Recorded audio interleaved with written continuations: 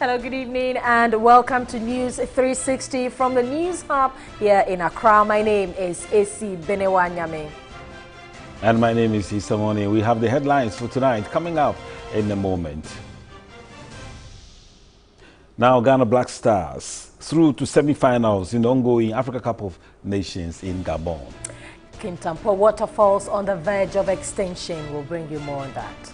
Residents of Bechile warn to regularize their land documents or have their property demolished. Well, also later on in the bulletin, we'll also tell you how the popular Sunday food, rice balls known as omuto, is catching lots of attention. And on the foreign front, British Prime Minister Theresa May tells her Foreign Secretary and Home Secretary to contact their U.S. counterparts about travel ban imposed by President Trump. Details of these and more coming up shortly. This is News 360. Please stay with us.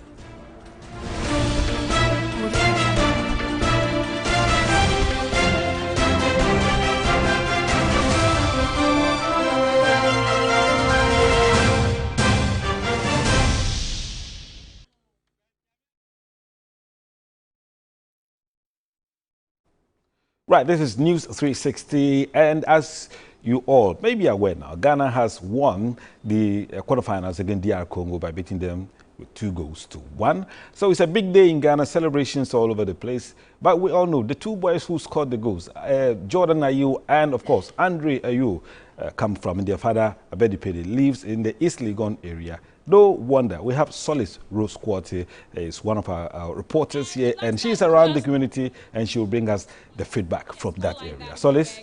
I'm here with some of the fans, and I want to pick their thoughts on exactly how the match went. Barbara, you're the only girl here in the first place. Obviously, you love football. Yeah. But, okay. Obviously, they are very excited. 2-1. Was there a scoreline you expected? No, I was expecting 1-0. 1-0. The one-goal project. Yes. So when the opponent scored us, I wanted to cry. Then the penalty came. Then I was excited again. But okay, so we've won this match.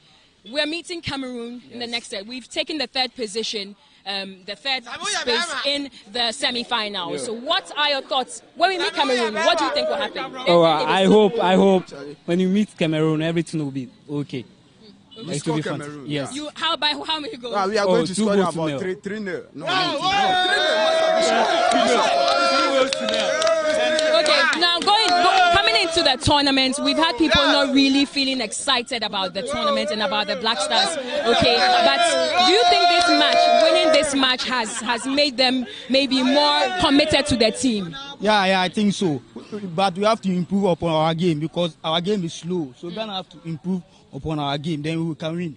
Yeah. Okay. So what do you think about the whole match so far? Do you think that the team we have right now can win the African Cup of Nations? Hopefully, yeah, we can win. Why not? What do you guys say?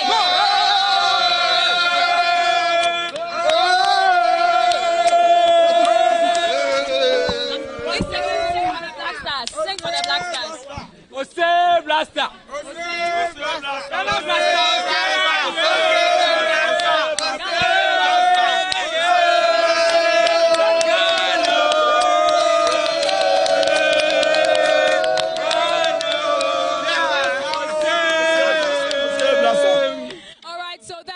From us here at Okonglo, I hope you are also excited about this. We meet Cameroon. The next match is who do we have for the next match? No, we have Burkina Faso, we have Cameroon, and then we have Ghana. We have one more slot. Who do you think will fill the next slot? It will be the Cameroon. All right, so that's pretty much it. Obviously, they are only interested in the Ghana match, and that's fine. So over to you in the studio. Big public reaction about the win from the East Legon area, and you're watching News 360. I'm sure there will be more to come this hour. AC. Well, excitement's everywhere. And let's move on. The Kintampo Waterfalls, one of the country's tourism pride, is at the verge of extinction. Perennial and incessant bushfires continue to destroy the vegetation cover around the national asset. A report by Larry Parkwisi-Moses. The Kintampo Waterfall site is about 3 kilometers away from the Kintampo town, and it takes tourists less than 15 minutes to drive from the town to the place. The waterfall runs through a rocky terrain in 3 stages. At the first stage, water is seen falling from a height onto rocks, leaving no room for people who may want to cool off. In between the first and third stage lies the second stage of the waterfalls that runs along a narrow stream. It takes tourists to walk through 152 steps on a stairway down to the third stage of the waterfall. There is a pool of water at the base of the waterfall for people who may want to cool off.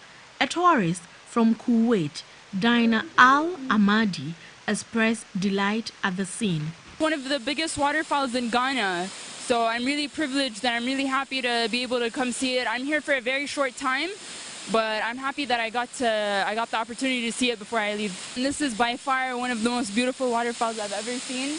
It is, however, worrying to see that the luxurious vegetation cover around the basin of the waterfall is fast disappearing as a result of bush burning.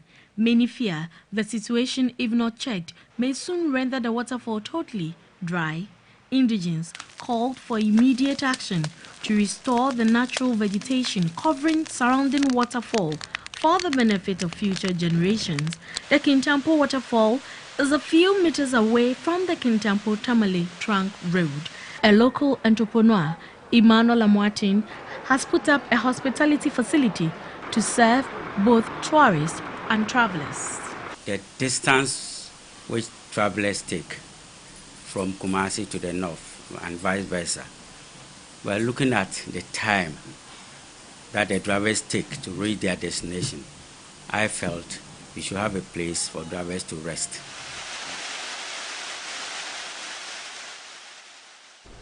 And the chief of Bechile, Nite Kujo I, has warned residents who have illegally encroached on stool lands in the community near Michelle Camp to regularize their land documents with the stool or face a court action or have their property demolished. Now, the action, according to the chief, was to prevent the massive encroachment and depleting of the lands in the area.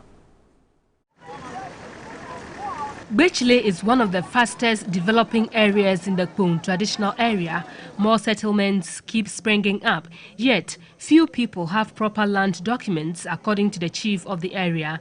Many have also bought lands from unauthorized landowners. The Bechile stool therefore entreats all residents of Bechile who have built on parcel or portion of Bechile lands but do not have documents from the stool to report to the Bechile stool immediately for regularization of their interest in the lands. Any person or group of persons who fail to comply could have themselves to blame when the stool institutes a court action against them and there is an order for demolition of their buildings. The chief of the area, Nite Kujo I, was also worried about land guards' activities and alleged rape cases which have put residents in fear. The activities of these terrible land guards are centered on the boundaries with Apollonia and within Bechile's two lands. These activities have been several times reported to the police, yet no arrests are made. We call on the police to intensify their security patrols around the community and to protect lives and property. He alleged that about 600 acres of their land bonded by Apollonia, which Zoom Lion and Sino Africa Development claimed to have procured and walled, were not released by the Bechile stool, who are the custodians. In a related development, some youth in the Fo community in the Sanerigu district of the northern region are up in arms against the Fo chief for selling of a land earmarked for construction of a public toilet and a refuse dump site. The youth are demanding the chiefs to relocate a new land to a private developer or incur thereof. The Fo community has only one public toilet that serves both indigents and visitors. The youth alleged 6 plots of land was earmarked by the late chief of Fo, Na Nindo, some years ago for the construction of a public toilet and the dumping of refuse. The land is allegedly being sold now by the brother and children of the current chief of Zimblimtia to a private developer. Chief Zimblimtia, who is yet to be unscathed, together with his nephews and leaders of the youth, came to a consensus that 4 out of the 6 plots be sold to raise money to service a palace vet. An assurance was given by the palace not to tamper with the remaining 2 plots. However, the youth discovered it has been sold. The buyers seem to have moved to the site as our cameras captured some blocks on the site on Saturday morning. We agreed to sell the 4 plots after the chief told us he owed somebody. Now they are telling us they need money to perform the funeral of the late Fo chief Abu, but we will not agree on this one. We have only one public toilet for us and visitors. The community is too big for only one toilet. If they are going to earmark another plot for that, then we will agree, but if not, then we are telling the buyer to go for his money.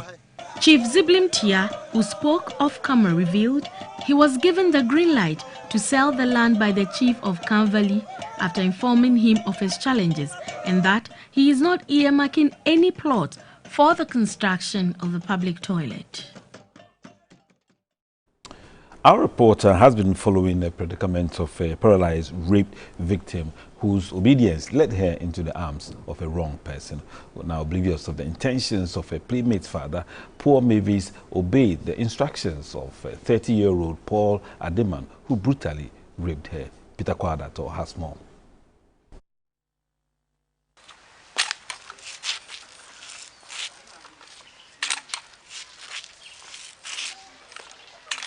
It was a fine morning in October 2013 in Pantime village near Teman in the Ga East municipality of the Greater Accra region. Then 13-year-old primary 5 pupil Mavis Asekuma was going about her household chores. She was in the afternoon shift.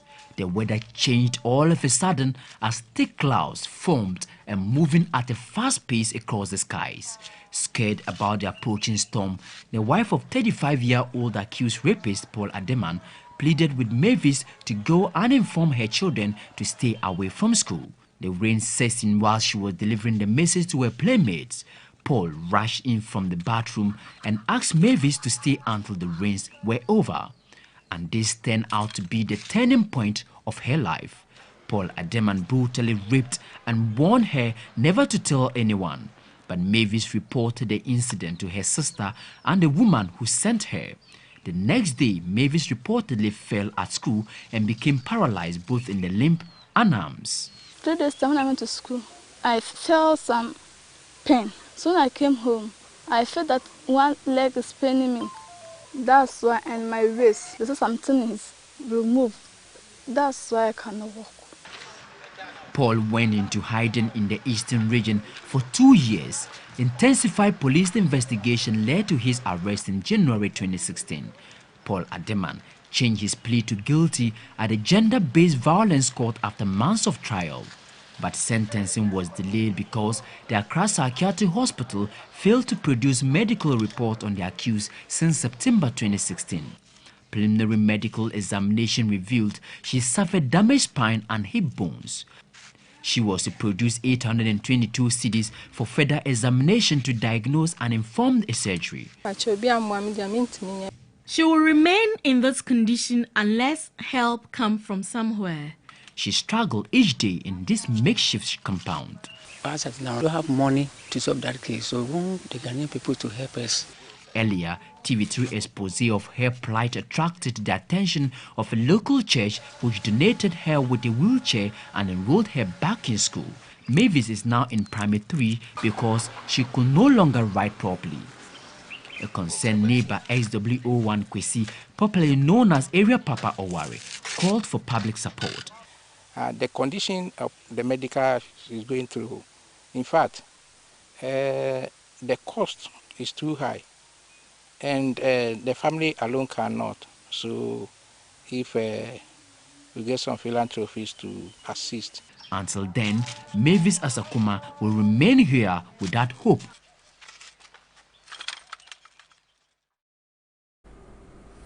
Well, let's move on. Many have questioned the credibility of Parliament as members are battling to substantiate a bribery allegations level against the Appointments Committee. The following report takes a look at the developments so far with the accusations and counter-accusations. Parliament on January 20 began the vetting of President Akufo-Addo's nominee for various ministerial positions. On January 23, Boakye Jakun, who was then minister nominee for the Energy Ministry, appeared before the vetting committee. After the vetting, names of some nominees were released for approval, excluding the names of Ya Osafo Mafo and Boakye Jakun. Reasons for withholding Boakye Jakun's approval were attributed to some allegations of perjury. He was asked to furnish the committee with information over certain claims he made about the purchase of 3 floating storage and regasification units. This took a different dimension when the MP for Boku Central, Mahama Yerga, alleged on an Accra-based radio station that Boakye Jakun bribed the minority side of the vetting committee with an amount of 3,000 cedis to facilitate his approval. Reactions after the allegation created doubts as to the authenticity of Mahama Yerga's claim. According to Mahama Yerga, the minority chief whip Muntaka Mohamed Mubarak received the money on behalf of the minority from the chairman of the committee, Joseph Oseusu. The chief whip denied receiving any money from the chairman of the committee. Boakye Jakun, in his denial of the allegation, threatened to take legal action. The majority leader, Osechi Mensah Bonsu, added his voice to the allegation. Parliament as a body also issued a statement denying any incident of bribery in the House. TV3 will continue to follow and bring you more details as the story unfolds. And the appointment of COP David Asante Epietu as the Inspector General of Police has been received with mixed reactions. It was, however, clear that his expertise on the job as well as his professionalism are badly needed to enable him succeed. Prior to his appointment, there have been wild speculations about who takes over from John Kudalo as IGP. At least 4 names, COPs David Asante Epietu, James Opon-Buenu, Frank Edupoku, and Dr. George Akufu-Dampare led the race. The president, Nana Akufo-Addo, on Wednesday appointed COP David Asante Epietu as acting IGP. The announcement attracted several interpretations from a cross-section of the public. It's only my hope that he would bring his experience to bear, and it should go beyond the political leaning. It is also my prayer and hope that he lives in the bad the culture of impunity in the country. He's somebody approachable and somebody who's ever ready to teach or to impart his knowledge to somebody who comes to him. So I think the president has made a good choice. Instead of even making him acting, he should just confirm him. Commissioner David Asante Epietu was born on August 14, 1957. He joined the Ghana Police Service on August 1, 1988 as cadet officer, graduating in February 1989. He holds an executive MBA from the Ghana Institute of Management and Public Administration, GEMPA, certificate in Criminal Justice Administration from the University of Virginia, USA, and a degree in chemistry from the Kharkov State University, USSR. Until his appointment, he was Director General in charge, ICT and Marine Policing Unit with vast experience in policing duties both home and abroad. The former Director General CID also served as Director of Crime Analysis at the Interpol headquarters, Lyon, France. David Asante Epietu undertook courses in project planning and management in Lyon, France, advanced training in chemical weapons in Switzerland, and combating counterfeiting and piracy in Dubai. The acting IGP has since 2015 been a part-time lecturer in General Forensic Sciences and Firearms and Ballistic Science at KNUST Kumasi.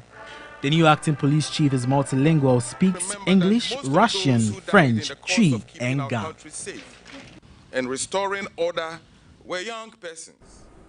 Let's still stay with the police service. TV3 can confirm that 17 senior police officers and 18 junior officers have been transferred by the Acting Inspector General of Police, David Asante-Apietu, with immediate effect. This follows the reassignment of the Director General of CID, COP Prosper Kwame Ablo, and his deputy on Friday, January 27. The 17 senior officer ranks include 2 chief superintendents, 3 superintendents, 3 deputy superintendents and 9 assistant superintendents. The affected junior police officers include the 5 chief inspectors, 2 inspectors, 1 general sergeant and 6 corporals and 5 general constables. A major shake-up is also expected to hit the main administration staff in the coming days, along with more general transfers.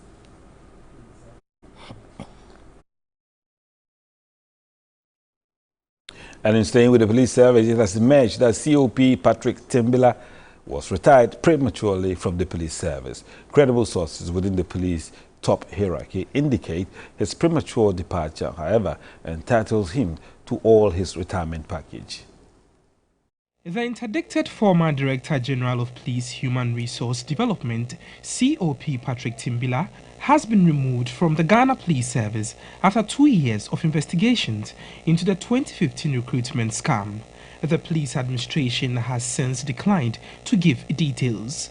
According to a source, COP Timbila was only retired prematurely, adding he is going home with all his retirement benefit. Per the police structure, a person sacked forfeit his entitlement irrespective of their rank. Security analyst Sani Adib thinks his removal was a right decision. The laws, of course, should bite. I cannot downplay his role in policing in Ghana. He's done a lot, but it still doesn't justify you doing the wrong thing. It's a bitter pill we have to swallow to send signals to not just officers of the police service, but to the general population. And it should go beyond the sack. He should be made to go through the court process. COP Patrick Edin Timbila was asked to step aside following a massive police recruitment fraud in February 2015. A special task force set up to investigate the matter found the police capo culpable, leading to his interdiction in March the same year. The docket on the case was subsequently forwarded to the Attorney General's Department for advice. Persons alleged to have teamed up with the police capo in the scandal were later granted bail by the Accra Circuit Court, pending the Attorney General's advice on their docket. The police administration had also activated its internal structures to scrutinize his alleged involvement in the scandal for appropriate action. I think that there is a rule of law, and that is what we always say. So if it is within the law, I think that the law has to take its course. So long as you are guilty, you are guilty. The law should work. I think that if he is found guilty and he's been relieved of his case, let's be law-abiding citizens. I think that we should respect it. He should go and learn his lessons. Probably. Now, government has announced plans to reduce its share of mining royalties from 80 to 70%, while doubling the community share from 10 to 20%. The additional 10% will be disbursed to local assemblies to drive specific development infrastructure in mining communities. Minister nominee for Lands and Natural Resources John Peter Amewu, in a speech read on behalf of the President, reiterated government's commitment to double royalties paid mining communities in the country. This, he said, will ensure more value is retained in mining communities for development. Close to 1,150,000 people, including children from 3 communities of Esoja North, Fetish and Trawiwa, are to be affected by the operations of Perseus Mining Ghana Limited. The company completed a $30 million Dikan estate at a Yamfuru Krofrum to resettle the residents. The estate comprises 201 structures, including residential dwelling, detached kitchens, as well as religious and commercial buildings. It also includes over 29 public structures of schools, health facilities, police station, quarters for teachers, nurses and police personnel, as well as a fully furnished palace for the chief of the area. The company also constructed a 6.8 kilometers drainage facility, extension of overhead power lines, street lights, a robust small town water distribution system supplied by 2 mechanized boreholes, residents were excited about the resettlement package. This place is far better than where we were staying before. We are pleading with the company to at least try their possible best to complete all the rules for us so that we will feel comfortable. Board chairman of the company Nanapra Agency and general manager Stephen Kofi Ndede called on occupants to make good use of the facilities. Chief Executive Officer of Percy Jeff Kotamin said the company established the Decan Trust Fund to help provide financial resources for sustainable development of the communities. I can confirm today the high value that we at Perseus place on our social license to operate here in Ghana and in the Iron Fury district in particular.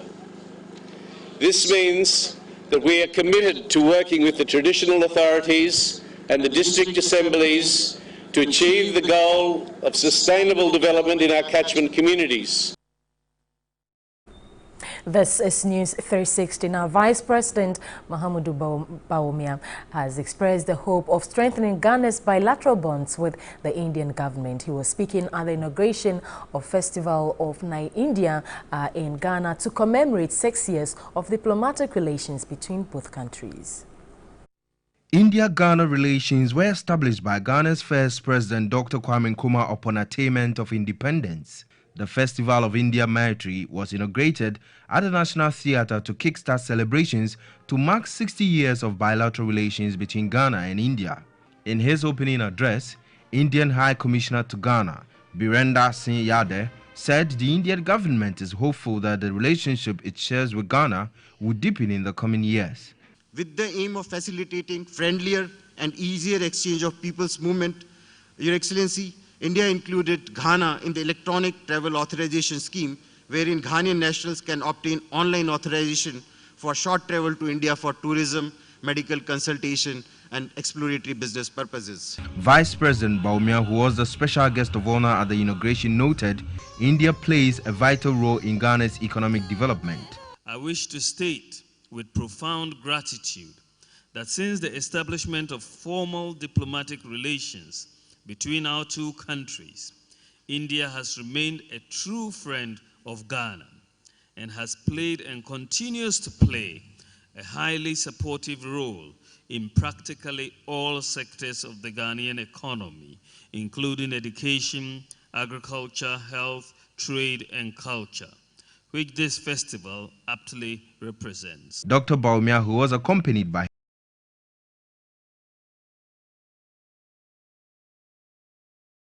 the Festival of India in a traditional Indian style by lighting a flame.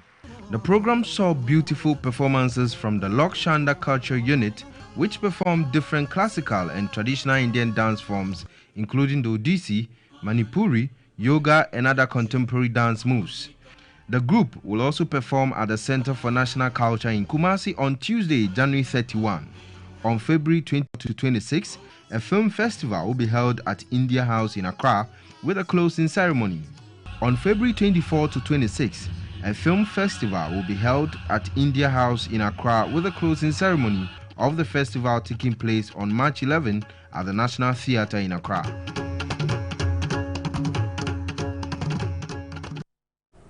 And you're watching News 360, and still to come.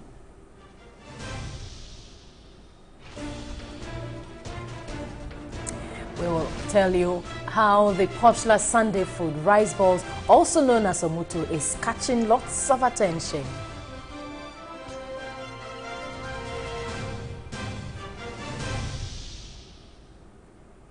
We'll be right back.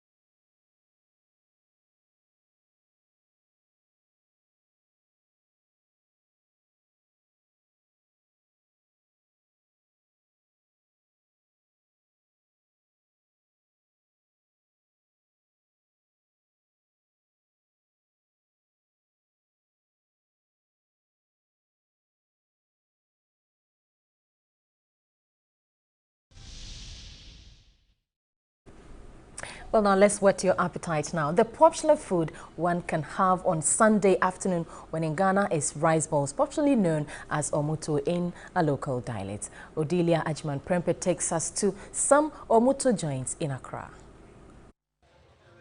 It was 2 p.m. Sunday, and people, obviously after church services, were trooping in and out of some omuto joints in Accra. At Nsunyameye in Dansuman, owners cashed in. Henry Abeka told the news team the only food he prefers on Sunday is omuto, and he cannot afford to miss it. If I don't eat omuto on a Sunday, it means my Sunday is not complete. At Della Home Cook, customers came with family and friends, and the most purchased food was omuto. Nelly Adasu says on daily basis she eats other meals, but reserves omuto for Sundays. And the best time to eat it is in the afternoon, she says. I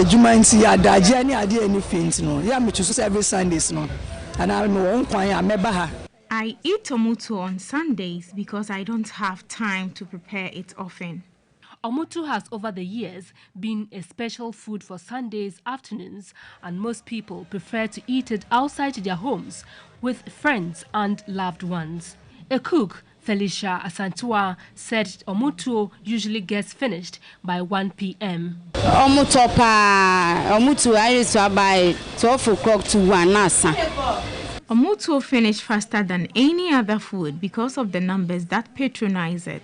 Well, there seemed to be no end in sight for the Sunday omuto special, and those who have not joined may want to do so next week. Well, let's leave the comments for another day. 2 wells at close range situated at the Millilord fuel station at Kukrantumi in the East Achim municipality of the Eastern region had contents of suspected petrol in them after checks by the fire service. Now, residents who live there and who rely on this source of water now walk several miles to access potable water for domestic and commercial activities. Residents detected the unusual oily substance from the well 2 months ago. This prompted them to report to owners of the filling station, who were reluctant to respond to the issue. I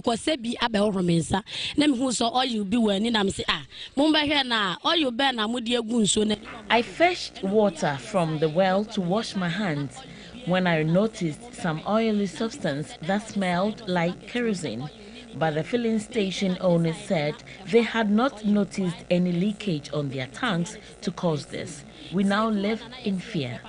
Owners of the company would not readily accept the leakage is from their facility, but is ready to comply with the fire service to sell old stock for assessment by the National Service, by the National Petroleum Authority and the fire service. I've reported to my top people, so they will soon come and just rectify this issue for us. It can take 2 weeks or a week to finish it. The Eastern Regional Fire Service Commander, ACOP Joshua Nuga, promised it would ensure that the place is closed down, but after the facility sells out their product within a week. We realize that the more we keep the product down there, the more the product sinks down. It will be an economic disaster to the plants and weeds that we have around. So there's going to be a mutual understanding for them to sell off the products down there so that both tanks will be empty. Then we will seal off the station till the necessary steps are taken. As a temporary measure, a foam component has been introduced into the well to avoid any fire outbreak. If should anybody introduce any naked light to the well, there wouldn't be anything like flame or something to burn. As of Thursday, January 27, the fuel station had in stock 24,950 litres of petrol and 12,900 of diesel. And students of Achim Swedro Senior High School in the Brim South District, South Municipality of the Eastern Region have received a water facility from some old students of the school. Residents had to join long queues and compete with residents of the community to fetch water, a situation which reduced learning hours. The Achim Swedro Senior High School has an enrollment of 2,236, with female students in the majority. Since its inception some 46 years ago, access to potable water had consistently been a challenge. The location of the girls' dormitory block on a hill compounded the problem. Female students spent several hours in queues, while others had to go outside the campus in search of the water. Hawa Yusuf Osman, a student, expressed delight over the new water facility. There is no tap here, and when you go to the borehole, you have to form a queue to get water.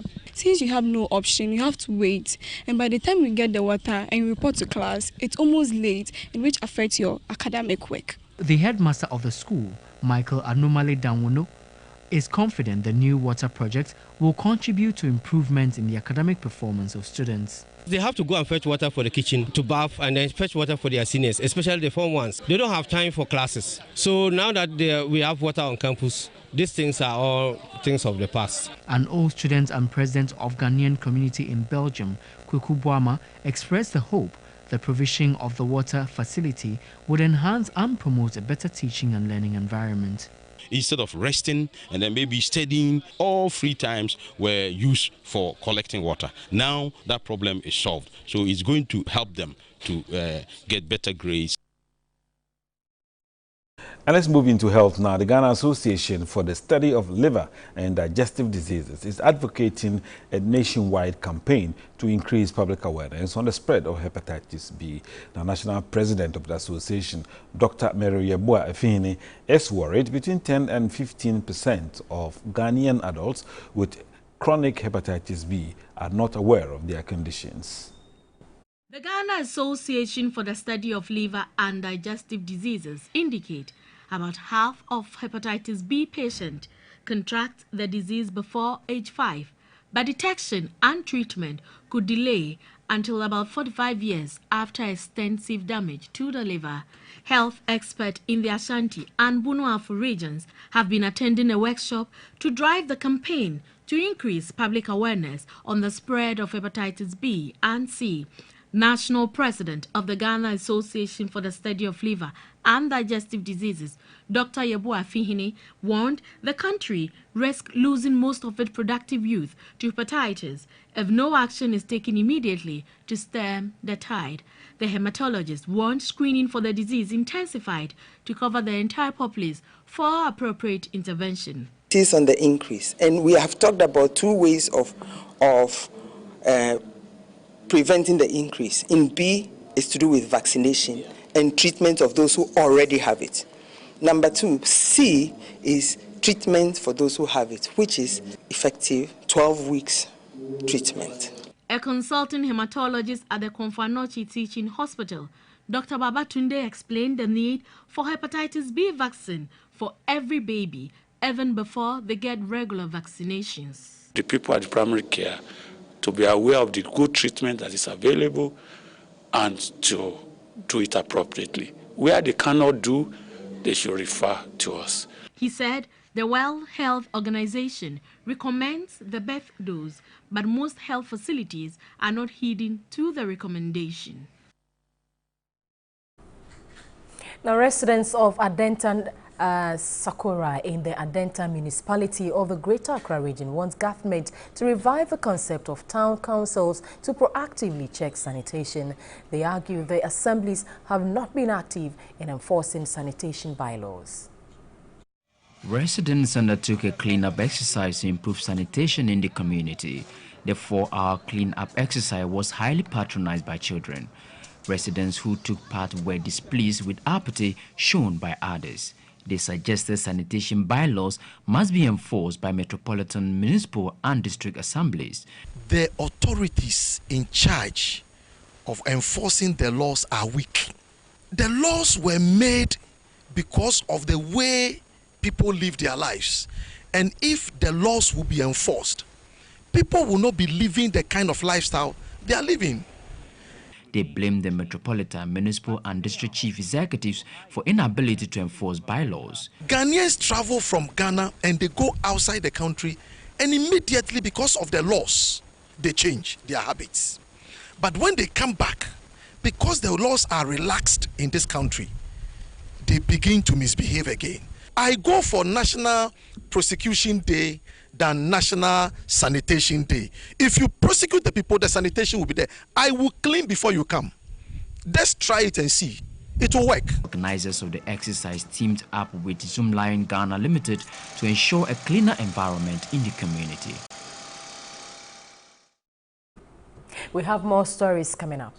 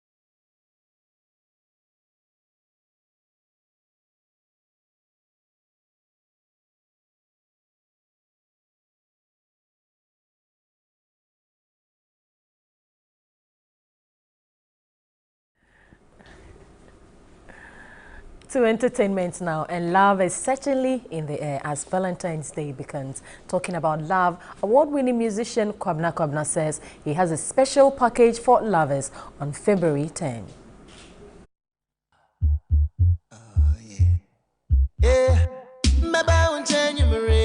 Kwabena's love concert, a night of good music and dance, is expected to usher in the 2017 Vows Day. That when it comes to love music, nobody sings it better than Kwabena. Valentine's Day is here with us, and you have a package for your fans. Yes, the Valentine concert is coming up. This time we call it the Love Concert.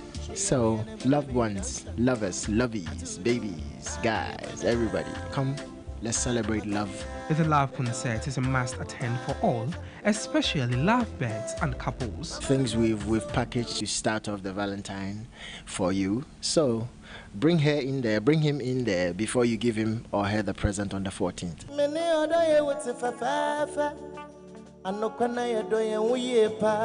Talking about love, Kwabena has been in the news lately, not for the good reasons.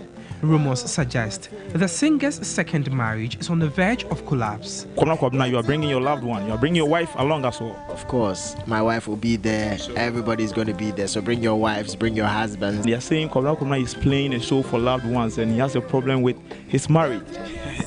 It's crazy the way people talk, but then hey, on the 10th of February, come check this out. A lot of people follow what you do and all that, and so they get worried when they read a whole lot of stuff about you, about the fact that you've not been able to keep your marriage and all that. Is that really the case? What it is I'll tell you about one thing, brother. I've done lots from 2016 down to 2017. I've been releasing my new album, I've been releasing singles off the new album and all of that, but I didn't get anybody talking like this. So what is wrong with Ghanaians? I guess Ghanaians only want to feed on negativities. I guess so. Anyway.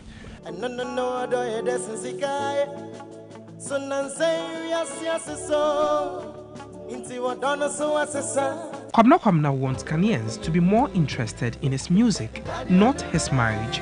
Meet the Aso hitmaker and the Ohiabeya band on February 10 as he gives lovers a special treat. Kwame will be performing, the Ohiabeya band will be performing, Manifest is performing, EL is performing. I didn't want to mention the names, but surely Becca will be there.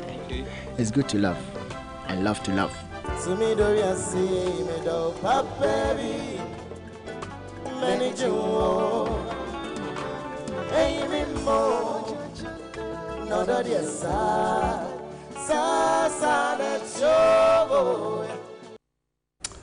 And that's from Kwabna. And that's what I'm going to for this edition of News 360. My name is Issa Moni. And mine is AC Benewanyami. And there's more football coming up.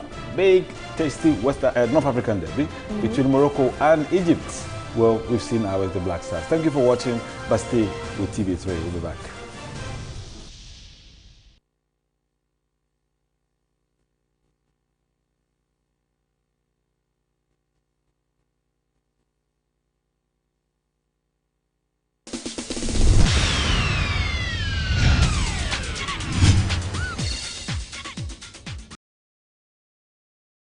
It's Talented Kids Season 8. If you know you've got the